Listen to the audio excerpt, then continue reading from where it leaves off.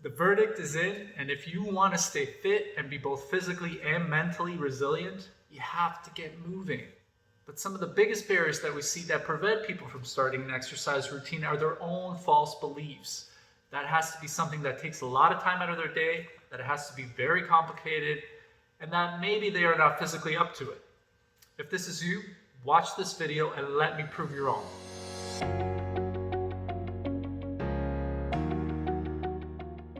I'm Dr. Peter Lejkowski.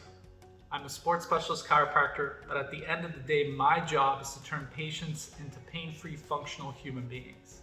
What I particularly enjoy is helping them see their potential and empowering them to become more active versions of themselves. Getting patients to exercise regularly is the most no-nonsense way of doing that. Now, I know what you are thinking. What this guy is pushing takes time. It takes special equipment and facilities. It takes elaborate training programs and professional supervision. But what I'm actually saying is the opposite. And for the most part, when people are starting a new exercise routine, they largely overthink it. Stop doing that. Look, I love gyms, particularly the privately owned boutique style facilities that give you that community feel. But if you're someone who doesn't feel comfortable going to the gym right now, can't commit to membership fees, or don't feel comfortable in group classes, or maybe you just don't have more than 20 minutes a day to commit to fitness, you can stop feeling hopeless. Hear me out. Here's what you need to understand about exercise. Any amount of exercise that you do that is more than you are currently doing is going to have significant positive effects on your mind and body over time. Just simple as that. Are you currently not exercising at all? Try to just add 5 to 10 minutes of exercise a day, and already you'll be doing yourself a huge favor over time. And it will amount to something that you can be proud of. Better yet, if you have the time, do 15 to 20 minutes of exercise, and over time, your body and mind will be miles ahead of where they were before you started. Consistency is key. The more exercise sessions you get into the week, the better. However, exercising once or twice a week at first is a great start. And while exercise technique is very important, it does not have to be complicated. You can start out with fundamental, largely body weight exercises. No equipment needed. Now, I'm going to show you examples of simple exercises you can use to build your at-home fitness regimen. But please, watch till the very end of this video where I outline a challenge that'll make you stronger, fitter, and more resilient in just 8 weeks. Here we go. Do you have a piece of cleared floor in the house? Great, you can do some push-ups. Focus on maintaining a tall and straight line from your head to your ankle with your shoulder blades down and your arms at about a 45-degree angle away from your torso. Too difficult? Switch your push-up to an incline push-up. You can do this exercise off a coffee table or even a countertop. Or better yet, start on the 4th stair in your staircase and work your way down a step over time. The less inclined your push-up is, and the closer you are to the floor, the more difficult it is. Over time, and as your fitness improves, you will eventually be able to do the push-ups horizontally off the floor. Is the regular push-up too easy for you? Pop your feet up on an ottoman or a couch. This distributes more weight into your upper body and loads the push-up even more, making it more difficult. To engage your lower body, do some squats. Start out with your heels hip or shoulder width apart, with your toes slightly wider. To do this movement, imagine you are about to sit down into a chair without reaching for the chair with your hands. Stick your butt back and bring your arms forward to counterbalance your weight as you bend your knees and hips until you reach a 90-degree angle at your knees. Then reverse the motion and stand back up tall. If this exercise is too easy for you, grab anything that has weight to it, tuck it into your chest, and continue squatting with the same technique with the additional resistance. If the bodyweight squat is too difficult, try a shallower squat by finishing downward movement earlier before you stand back up. Still too much for you?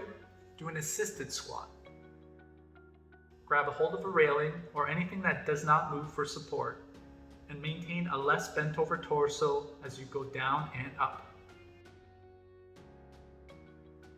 Is that motion not feeling too good on your knees? Do the assisted squat by holding onto a railing, but avoid going up and down, and just hold the squatted position for a period of time. Over time, you will improve and graduate to a more advanced movement.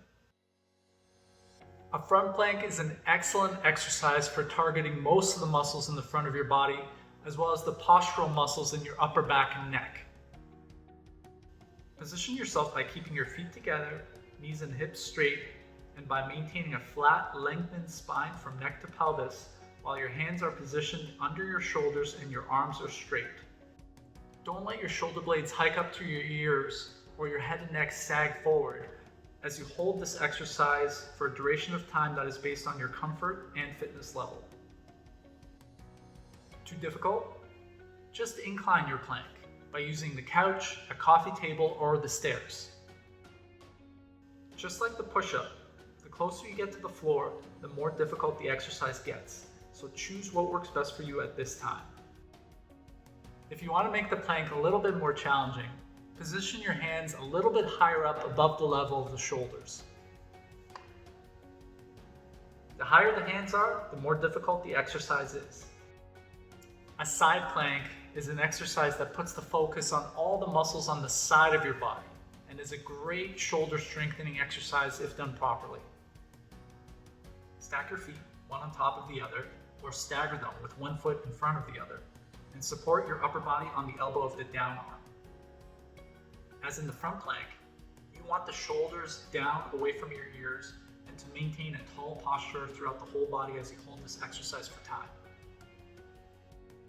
If the side plank is too difficult to do on the floor, bring it up to an incline by once again using a couch, coffee table, or stairs, working your way down to the floor as you develop more strength with time.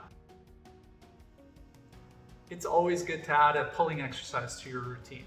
It strengthens your back, arms, legs, and torso. A bent over row is a great example of such an exercise. Having an actual weight to pull is convenient. However, filling a grocery bag with something like textbooks works just fine. For this version of the bent over row, get into a half squat position and bend just a little further forward from your hips while maintaining a tall and straight spine. Keep the shoulders down and elbows in as you pull the weight towards your stomach. If this exercise is too easy, you could always put more weight into the bag. Alternatively, you could do the exercise by pulling with only one arm. This will certainly challenge your ability to keep your positioning and not twist or bend through your torso. If you find the bent over row too difficult on your back, purchase a cheap exercise band, tie it to a railing, get into a more vertical squat position, and pull against the resistance of the band. The more vertical positioning of your torso will take some of the load off your low back, making the exercise more comfortable. So there you have it, 5 simple exercises that you can easily do from your home that will get you started on your path to better strength, fitness, and resiliency. I recommend performing these exercises in the order that I presented them for 3 to 4 sets each exercise session.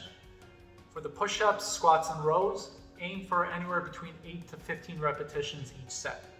For the static exercises like the front planks and the side planks, work your way up to a 45 to 60 second hold for each set.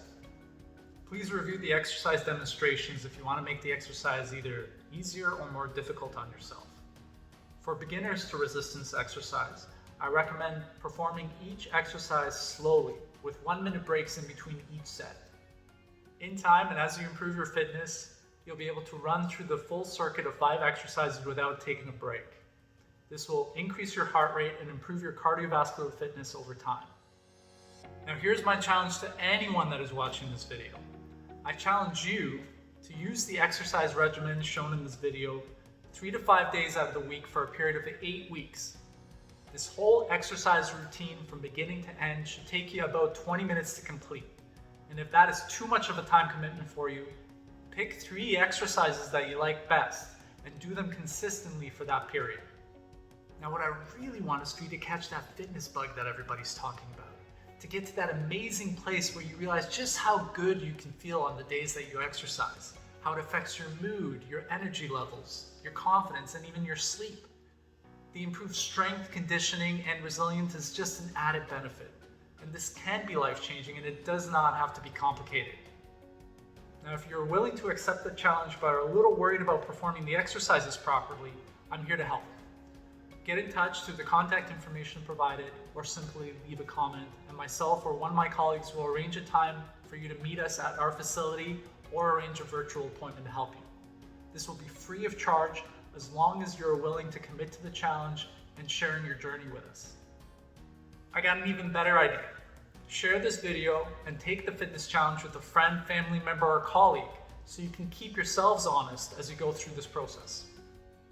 I hope to see a lot of you step up to the challenge and learn what it's like firsthand to become better versions of yourself, both physically and mentally. Please show your love by liking, sharing, and commenting below. I'm Dr. Peter Lejkowski, reminding you to keep moving and to always strive for quality, no-nonsense healthcare. Until next time.